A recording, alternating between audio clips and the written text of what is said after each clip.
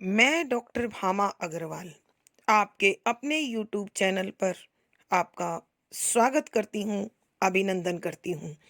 आइए प्यारे बच्चों, आज हम अपनी पाठ्य पुस्तक मध्यकालीन काव्य कुंज में संकलित कवि रसखान द्वारा रचित रचना का अध्ययन आरंभ करते हैं।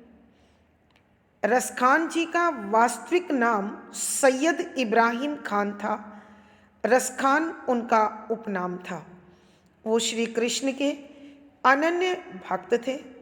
उन्होंने श्री कृष्ण की सुंदरता, प्रेम, श्रृंगार, भक्ति से ओत-प्रोत सवैयों का लेखन किया और इनकी रचनाओं को बहुत सराहा गया, उसकी स्तुति की गई।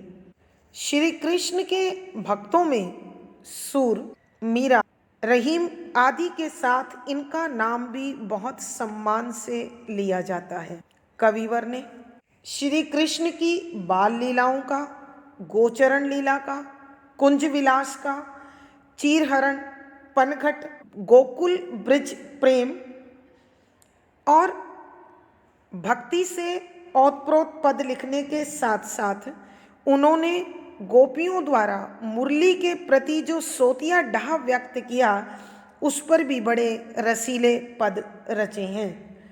उन्होंने श्री कृष्ण के विषय में लिखा कि वो अत्यधिक मनमोहक रूप के स्वामी, उनके सिर पर मोर पंख का मुकुट, सांवले सलोने शरीर पर पीत वसन, गले में वैजंती फूलों की माला, हाथ में बांसुरी, बाजूबंद, माथे पर टीका आदि उनके सौंदर्य का विशेष श्रृंगार रहा, हिस्सा रहा और उनके सामने करोड़ों कामदेव भी फीके जान पड़े। मिट्टी से भरा हुआ बाल रूप हो अथवा वो किशोरा अवस्था में गोपियों के साथ खेल कर रहे हों अथवा मथुरा में उन्होंने मनमोहक रूप धारण किया हो, हर एक रूप सौंदर्य को रसखान जी ने बड़े सुंदर शब्दों में उकेरा है। उन्होंने गोप लीलाओं का भी बड़ा सुंदर वर्णन किया है। गोपियों के द्वारा श्री कृष्ण के प्रति अनन्य एकनिष्ठ प्रेम भावना और प्रेम की एक निष्ठता, यहाँ तक कि गोपियों को श्री कृष्ण की बांसुरी की संगत भी प्रिय नहीं लगती है। वो इस बांसुरी को अपनी सौतन भी मानती हैं और इस बांसुरी की आवाज़ की वो दीवानी भी हैं। कवि ने यह भी इन पदों में स्पष्ट किया है कि मनुष्य चाहे कितने ही वेद, पुराण, ग्रंथ आदि पढ़ ले, लेकिन प्रभु को पाने के लिए सच्चा प्रेम ही काफ़ी है, क्योंकि ईश्वर प्रेममय है।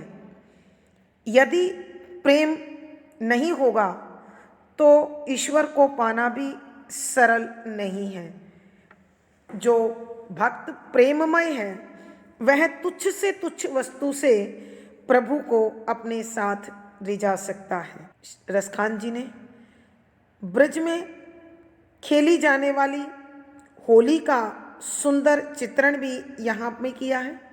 उन्होंने बताया है कि सभी ऋतुओं में बसंत अत्यंत मोहक होती है और उसका व्यापक असर संपूर्ण प्रकृति के साथ साथ जीव जगत पर भी देखा जा सकता है। इस बसंत के महीने में फाग के त्यौहार पर प्राय सभी अपने अपने साथियों से मिलते हैं, तो कवि ने यहाँ गोपियों की श्री कृष्ण के प्रति शिकायत, उनके प्रेम की एक निष्ठता, नोक झोंक आदि का बड़ा सुंदर सजीव चित्रण किया है। इन पदों में श्री कृष्ण के जिस बहुरंगी रूप की झलक हमें मिलती है वो इस प्रकार है। आगामी सवैयों में हम उसे पढ़ेंगे, समझेंगे और निश्चित रूप से जब आप उन्हें सुनेंगे तो आप भी महसूस करेंगे कि रसखान द्वारा रचे गए ये सवैये वास्तव में रस की खान ही हैं। पद संख्या 13। जा दिन तब वह नंद को छोरो, याबन धेनु चराई गयो है। मीठई ताननी गोधन गावत, बैन बजाई रिझाई गयो है। वा दिन सो कछु टोनो सोकर, रसखानी हिये में समाई गयो है। कौन काहू की कानी करई, सगरो ब्रज बीर बिकाई गयो है। प्रसंग। प्रस्तुत सवैया हमारी हिंदी की पाठ्य पुस्तक मध्यकालीन काव्य कुंज में संकलित रीतिकालीन कवि रसखान जी द्वारा रचित छंद शीर्षक के अंतर्गत आए सवैयों से लिया गया है। संदर्भ। इस सवैये में कविवर श्री कृष्ण के रूप सौंदर्य, उसकी बांसुरी की मधुर आवाज़, उसकी रसीली मीठी मीठी बातें, जिनके कारण सारा ब्रज श्री कृष्ण का दीवाना है और श्री कृष्ण के वश में हो गया है, का वर्णन रसखान जी अत्यंत भावपूर्ण शब्दों में यहाँ पर करते हुए लिखते हैं कि व्याख्या। शब्दों के अर्थ साथ साथ। जा जिस, दिन दिन, ते से, वह नंद नंद बाबा का वो, को का छोरो बेटा, या इस वन वन में जंगल में, धेनु गाय चराई चराकर, गयो है गया है। जिस दिन से नंद बाबा का वह बेटा जिसका नाम श्री कृष्ण है इस वन में गाय चराकर गया है, उसी दिन से मीठई ताननी गोधन गावत, बैन बजाई रिझाई गयो है। मीठी ही मिठास से भरी हुई, ताननी तान सुर लय, गोधन गायों का धन, गावत गाते हुए, बैन बांसुरी बजाई बजाकर, रिझाई मोहित, गयो कर गया है कि वह श्री कृष्ण गायों को चराने के लिए इस जंगल में, इस वन में आया था। लेकिन गायों को चराते हुए उसने जो बांसुरी बजाई और उसकी मधुरता से भरी, मिठास से भरी तान निकाली, उस पर पूरा ब्रज मोहित हो गया, पूरा गोकुल उसके वश में हो गया। वा दिन सो कछु टोनो सो, वा उसी दिन दिन, सो से कछु कुछ, टोना जादू, सो के समान, क करके रसखानी, रसखान जी कहते हैं अपने प्रभु श्री कृष्ण के लिए, हिये हृदय में समाई गयो, बस गया है, कि उसी दिन से वह रस की खान श्री कृष्ण ब्रज के लोगों के हृदय में इस प्रकार बस गया है, इस प्रकार समा गया है, मानो सब पर उसने कोई टोना कर दिया हो, जादू कर दिया हो। अर्थात पूरा ब्रजधाम श्री कृष्ण का नाम रटता है, उनका ध्यान लगाए रखता है और उन्हीं की चर्चा करता है। कौन काहू की कानी करई, सगरो ब्रज बीर बिकाई गयो है। कोई भी, ना नहीं, काहू की किसी की भी, कानी शर्म, करई करता है, सगरो सारा, ब्रज ब्रज धाम, बीर नारियां, बिकाई बिक, गयो है गई है। कि कोई भी स्त्री किसी भी अन्य स्त्री अथवा पुरुष की शर्म नहीं करती है, लाज नहीं करती है, संकोच नहीं करती है और खुलकर सब एक दूसरे से श्री कृष्ण और उनके प्रेम की, बांसुरी की मधुरता की, मीठी रसीली बातों की चर्चा करते रहते हैं। न कोई किसी से छिपा रहा है और न ही शर्मा रहा है। ऐसा लगता है मानो पूरे ब्रजधाम की स्त्रियां श्री कृष्ण के हाथों बिक चुकी हैं, उससे अत्यधिक प्रभावित हैं, मोहित हैं। एक बार फिर पूरे सवैये की व्याख्या हम करते हैं। जा दिन तय वह नंद को छोरो, या वन में धेनु चराई गयो है। कि रसखान जी बता रहे हैं, जिस दिन से नंद बाबा का वह बेटा जिसका नाम श्री कृष्ण है, वो इस वन में गाय चरा कर गया है, मीठी ताननी गोधन गावत बैन बजाई रिझाई गयो है, कि उन गायों के पीछे घूमते घूमते उसने जो मधुर बांसुरी की तान को बजाया, उसके कारण पूरे ब्रिज के निवासी उस पर मोहित हो गए।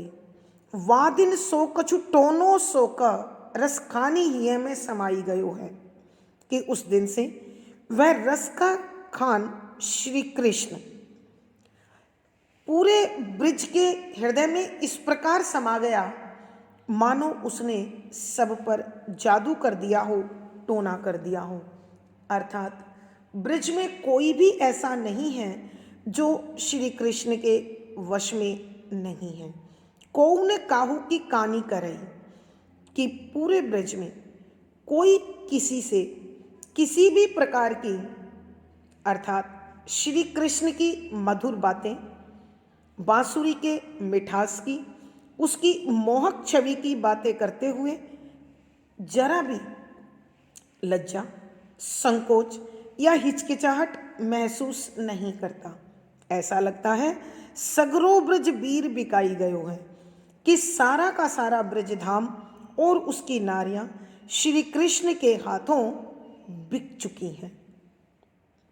वो इतनी अधिक मोहित हैं, इतनी अधिक प्रभावित हैं कि उन्होंने लोक लाज त्याग दी है, पारिवारिक दायित्व त्याग दिए हैं और उनका अपने आप पर से भी नियंत्रण समाप्त हो गया है।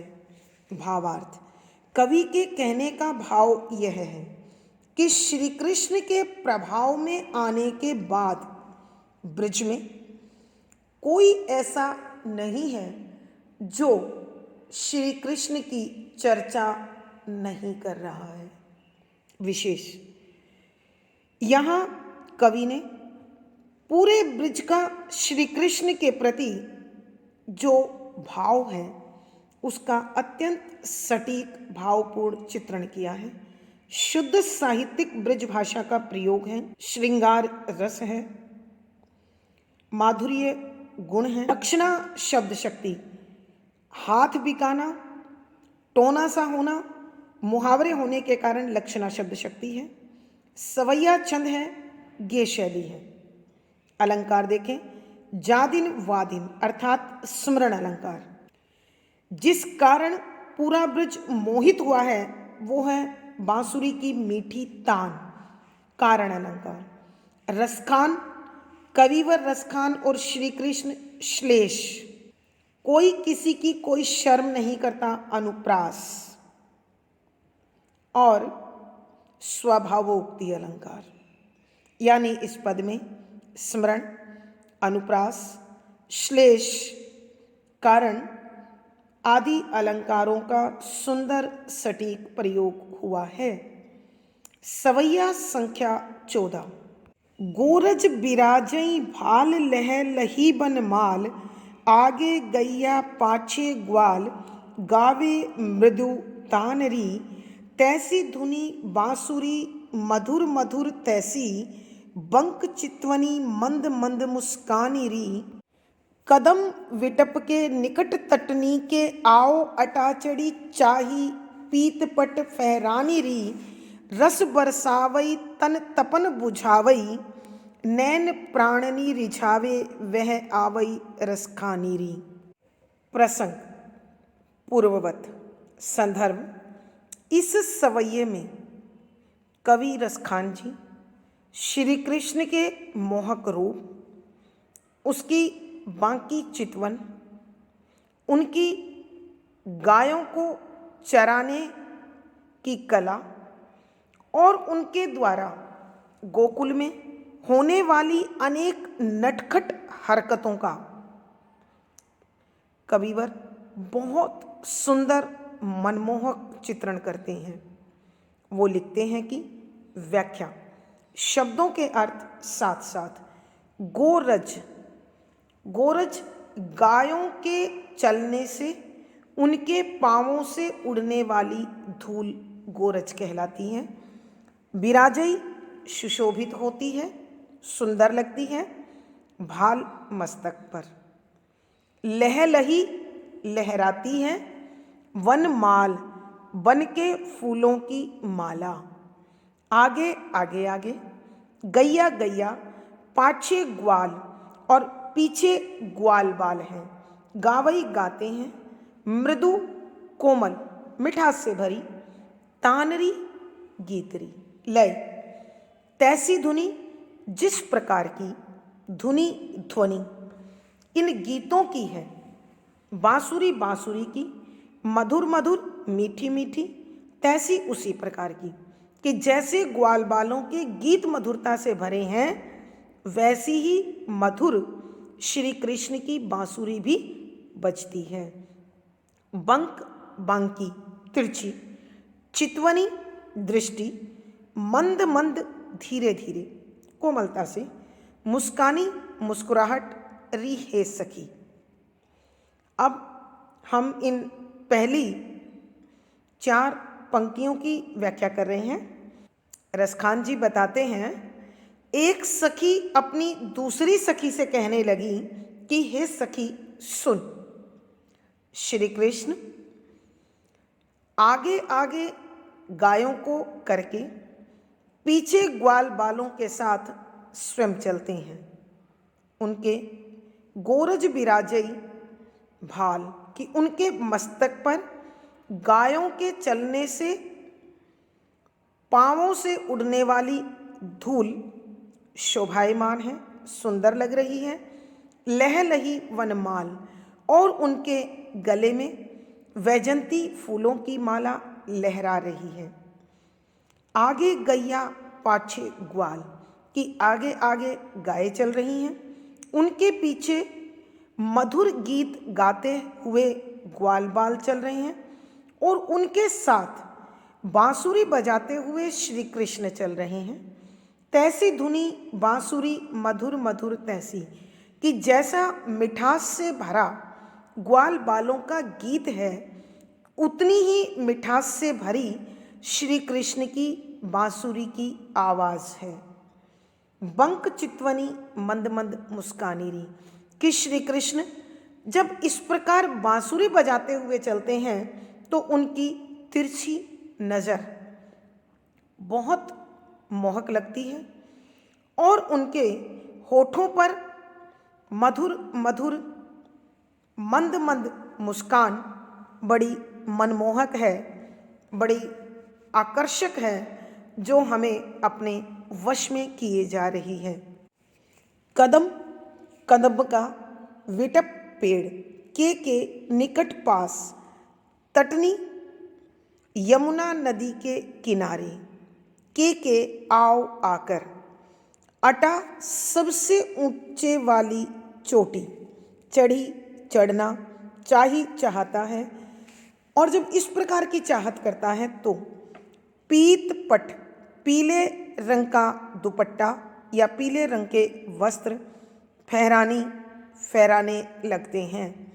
रस बरसावई, रस माने आनंद, बरसावई माने बरसाता है।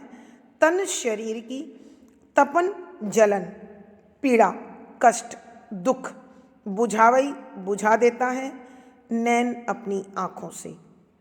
प्राणनी प्राणों को रिझावई मोहित कर लेता है। वह श्री कृष्ण आवई आकर रसखानी रसखान जी कह रहे हैं और वो हमारी रस की खान है। सखी आगे अपनी सखी को बता रही हैं कि हे सखी, जब वह रस का खजाना श्री कृष्ण यमुना नदी के किनारे उगे हुए कदम्ब के पेड़ की अटा चढ़ी चाही पीतपट फहरानी री, कि कदम्ब के पेड़ की सबसे ऊंची चोटी पर चढ़ जाना चाहता है तो उसके शरीर पर धारण किए हुए पीले रंग के वस्त्र फहराने लगते हैं और अत्यंत आकर्षक लगते हैं, मनभावक लगते हैं। रस बरसावई तन तपन बुझावई नैन, कि उसकी आँखों से जो आनंद बरसता है वह हमारे मन की तन की सारी बेचैनी को मिटा देता है। अर्थात दूसरे शब्दों में यह कहा जा सकता है कि जब प्रभु की कृपा हम पर होती है तो हमारे सभी प्रकार के शारीरिक, मानसिक और आध्यात्मिक कष्ट दूर हो जाते हैं और हम पूर्ण परमात्मा में समा जाते हैं। प्राणनी रिझावई वह आवे रस खानी री, कि हे सखी, जब वह रस की खान श्री कृष्ण आता है तो वह हमारे प्राणों को मोहित कर लेता है। कहने का भाव यह है कि श्री कृष्ण के दर्शन होने पर से गोपियों के तन, मन और आत्मा तीनों उसे समर्पित हो जाते हैं और कोई सांसारिक कष्ट, आदि व्याधि उपाधि उन्हें तंग नहीं कर पाती है। एक बार फिर बच्चों इस सवैये की व्याख्या कर रही हूँ, ध्यान से सुनिए। रसखान जी कहते हैं कि एक सखी अपनी सखी से कहने लगी कि हे सखी सुन, जब श्री कृष्ण गाय चराकर लौटते हैं तो उनके माथे पर गोरज विराजई भाल, कि उनके माथे पर गायों के चलने से उनके पाँवों से उड़ने वाली धूल शोभायमान है। लहलही वनमाल और उनके गले में पहनी हुई वैजंती फूलों की माला लहराने लगती है। आगे गैया पाछे ग्वाल, कि आगे आगे गायें चलती हैं और पीछे पीछे ग्वाल बाल चलते हैं। गावें मृदु तानरी, और ये ग्वाल बाल बड़ी मीठी आवाज़ में गीत गाते हुए चलती हैं। तैसी धुनी बांसुरी मधुर मधुर तैसी, कि जितना मीठा ग्वाल बालों के द्वारा गाए जाने वाला गीत है उतनी ही मधुरता से श्री कृष्ण की बांसुरी भी बजती है। बंक चितवनी, कि श्री कृष्ण की तिरछी नज़र अत्यंत मोहक है। मंद मंद मुस्कानी री, हे सखी, उनके होठ बड़ी मधुरता से धीरे धीरे मुस्कुराते हैं। कदम्ब विटप के निकट तटनी के आओ, कि यमुना नदी के किनारे पर कदम्ब के वृक्ष के पास आकर अटा चढ़ी चाहिए, कि श्री कृष्ण उस कदम्ब के वृक्ष की सबसे ऊंची चोटी पर चढ़ जाना चाहते हैं।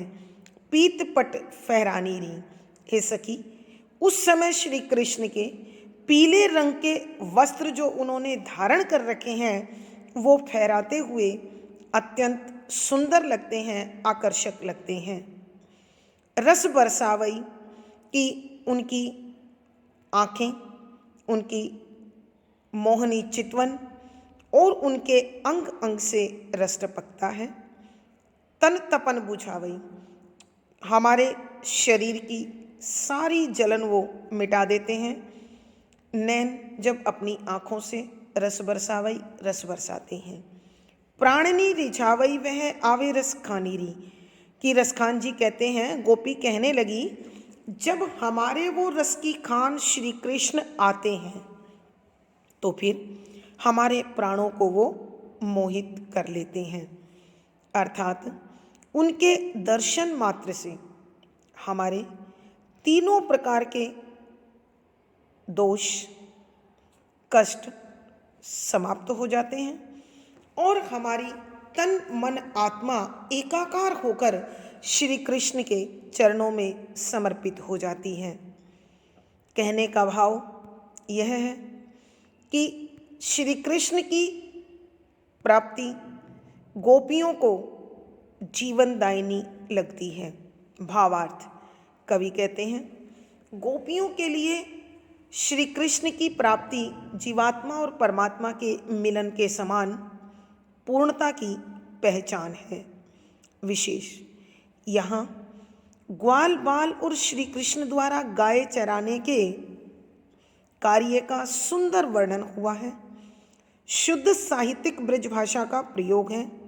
शांत रस है, प्रसाद गुण है, दृश्य बिंब का प्रयोग हुआ है।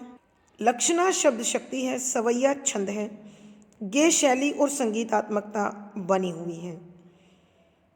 इस सवैये में अनुप्रास, उल्लेख, स्वभावोक्ति, श्लेष, कारण आदि अलंकारों का सुंदर सटीक प्रयोग हुआ है। सवैया संख्या 15। प्राण वही जो रहे रिझी वापर, रूप वही लिहि वाही रिझायो, शीस वही जिन वे पर से पद, अंक वही जिन वा परसायो, दूध वही जो दुहायो री वाही, दही सु सही जो वही ढरकायो, और कहाँ लो कहूँ रस खानी री, भाव वही जो वही मन भायो। प्रसंग पूर्ववत। संदर्भ, यहाँ गोपियाँ जो श्री कृष्ण पर अत्यंत मोहित हैं, उनके सारे भाव, सारे विचार श्री कृष्ण को समर्पित हैं। यहाँ गोपियों ने अपने उसी अनुराग भाव का बड़ा सुंदर मोहक चित्रण किया है।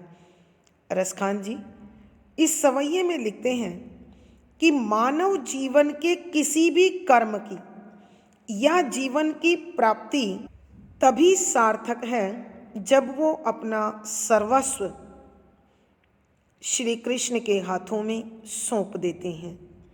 इसी प्रकार के भावों को व्यक्त करते हुए रसखान जी लिखते हैं, व्याख्या शब्दों के अर्थ साथ साथ प्राण जीवन वही सार्थक है जो रह ही रहता है रिझी मोहित वा श्री कृष्ण पर ऊपर, कि वही जीवन सार्थक है जो श्री कृष्ण पर मोहित हो जाता है। अर्थात श्री कृष्ण के प्रेममय भावों के साथ समा जाता है।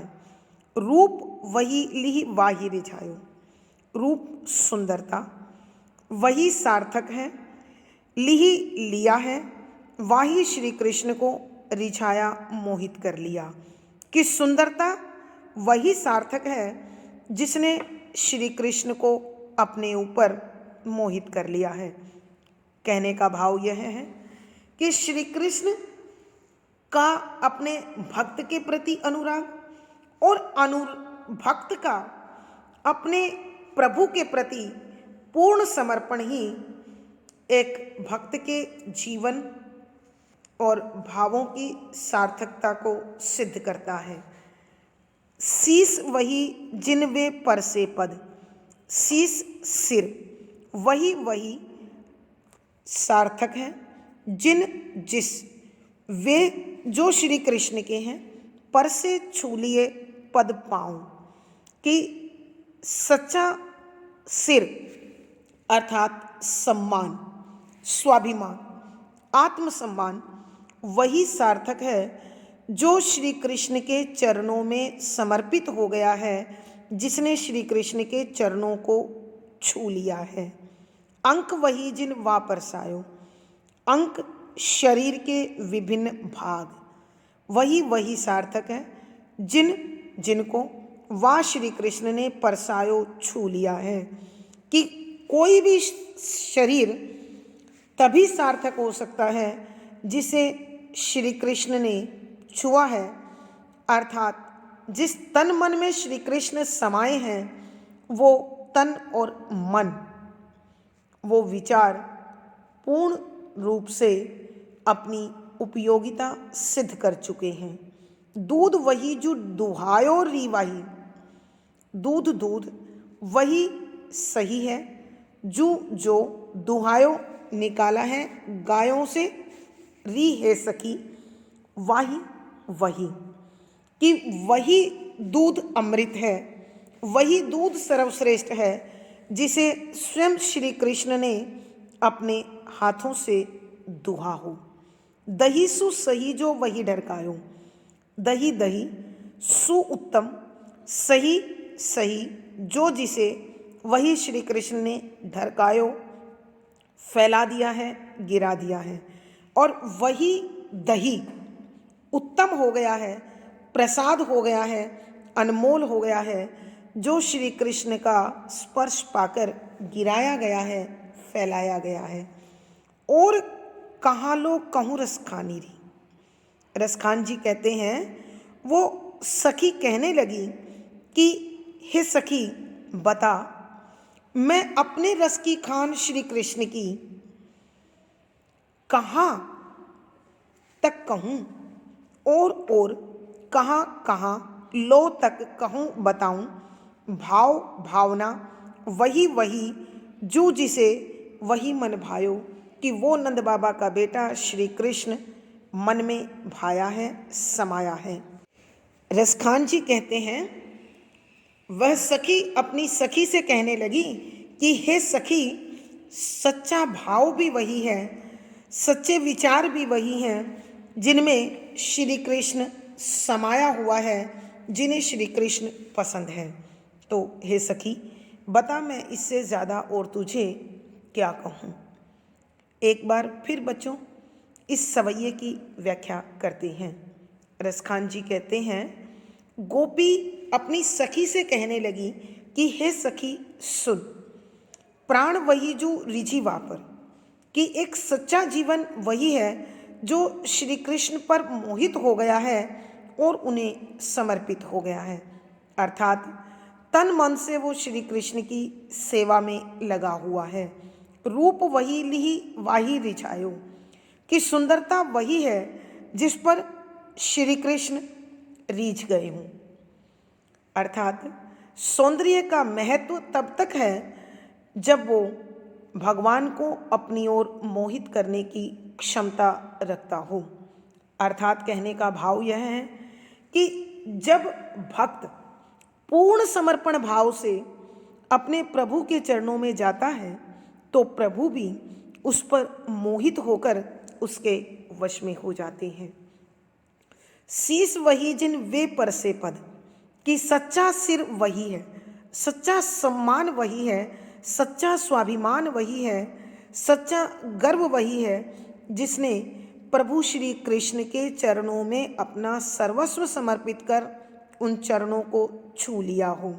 अंक वही जिन वापरसायो, और सच्चा शरीर या शरीर के भाग वही हैं जिसे श्री कृष्ण को अपनी ओर आकर्षित कर लिया हो और श्री कृष्ण ने उसे अपने हृदय से लगा लिया हो। दूध वही जो दुहायो री वाही, कि हे सखी वही दूध अमृत बन जाता है, वही दूध सार्थक है जिसे स्वयं श्री कृष्ण ने अपने हाथों से दुहा है। दही सो सही जो वही ढरकायो, कि वही दही सर्वश्रेष्ठ है, अनमोल है, जीवनदायिनी है, जिसे श्री कृष्ण ने अपने हाथों से गिराया है, फलाया है। और कहाँ लो कहूँ रसखानी री, भाव वही जो वही मन भावो। रसखान जी कहते हैं वह सखी कहने लगी कि हे सखी बता, मैं अपनी रस की खान श्री कृष्ण के विषय में तुझे कहाँ तक बताऊं। कि सच्ची भावना, सच्चा विचार भी वही है जो श्री कृष्ण के मन में समाया हुआ है, और सच्ची भक्ति वही सार्थक है जिसने अपने तन मन में श्री कृष्ण को बसा लिया है। कहने का भाव यह है कि भावना हमेशा दोनों तरफ समान असर करती है। जब हम किसी को अपने भाव समर्पित करते हैं तो उसके भाव अपने आप स्वतः हम तक पहुंच जाते हैं। भावार्थ, कवि के कहने का भाव यह है कि जिस दिन भक्त अपने जीवन की पूर्णता प्रभु को समर्पित कर देता है, उस दिन प्रभु भी पूर्ण रूप से भक्त को समर्पित हो जाते हैं, और यह उन दोनों की पूर्णता है, उन दोनों का एकाकार है। विशेष यहाँ कवि ने श्री कृष्ण के प्रति सच्चा प्रेम ही जीवन की सार्थकता का प्रतीक बताया है। शुद्ध साहित्यिक ब्रज भाषा का प्रयोग है। भक्ति रस प्रसाद गुण है। अभिधा शब्द शक्ति है। सवैया छंद है। गेय शैली और संगीतात्मकता बनी हुई है। इस पद में अनुप्रास, उल्लेख, श्लेष, संबोधन आदि अलंकारों का सुंदर सटीक प्रयोग हुआ है। धन्यवाद बच्चों, आज की कक्षा में इतना ही। अगली वीडियो में फिर मुलाकात होगी। पिछली वीडियो का लिंक आपको यहाँ पर मिल जाएगा। आशा है आपको सारा विषय अच्छी प्रकार समझ आते हुए रुचिकर लग रहा होगा। कमेंट बॉक्स में लिखकर मुझे बताएं। वीडियो को लाइक करें, शेयर करें और चैनल सब्सक्राइब करें। धन्यवाद। आपका दिन और जीवन मंगलमय हो, इसी शुभकामना के साथ आभार। धन्यवाद।